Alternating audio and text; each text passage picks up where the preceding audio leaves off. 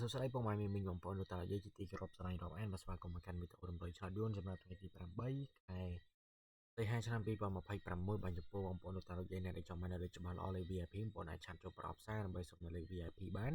តែមាននៅវេលាម៉ោង1:30នាទីនិងម៉ោង4:30នាទីបាទដែលតម្រូវឲ្យបងប្អូនលេងត្រឹមតែ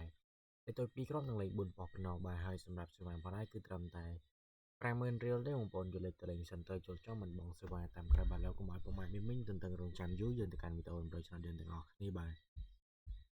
សម្រាប់ថ្ងៃដែរសម្រាប់ម៉ោង1:30នាទីបាទគ្រូបានចែកជូននៅលេខខ្ទង់10និងខ្ទង់30បាទសម្រាប់បងប្អូនយកទៅផ្សងសំណាងលេខបាទសម្រាប់ខ្ទង់10លេខបុកចំគឺលេខ159បាទ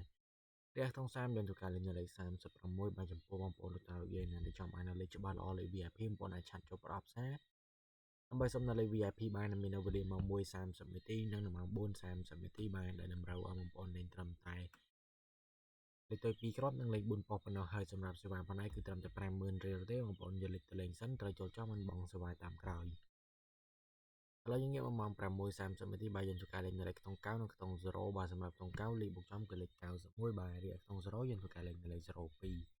សម្រាប់បងប្អូនលោកតាលោកយាយអ្នកដែលចង់បានលេខច្បាស់ល្អលេខ VIP បងប្អូនអាចឆាត់ចូលប្រអប់សារដើម្បីសុំនៅលេខ VIP បានមាននៅវេលាម៉ោង1:30នាទីនិងម៉ោង4:30នាទីបាទដែលតម្រូវឲ្យបងប្អូនលេងត្រឹមតែលេខ2គ្រាប់និងលេខ4ប៉ុស្តិ៍ប៉ុណ្ណោះហើយសម្រាប់សេវាបន្ថែមគឺត្រឹមតែ50,000 រៀលទេបងប្អូនយកលេខទៅលេងសិនត្រូវចូលចំមិនបងសេវាតាមក្រោយ